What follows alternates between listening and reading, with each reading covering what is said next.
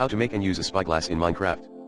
Here are the steps to make and use a spyglass in Minecraft. To make a spyglass you will need 2 copper ingots, 1 amethyst shard. 1. Open your crafting table. 2. Add the 2 copper ingots in the middle row, 1 in the second box and 1 in the third box.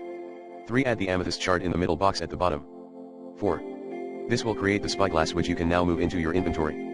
To use the spyglass, 1. Equip the spyglass in your hand. 2. Look through it by right-clicking and holding. 3. When looking through the spyglass you will see a zoomed in view. 4. You can see objects and mobs much farther away. 5. Press right-click again to lower the spyglass and exit the zoomed view.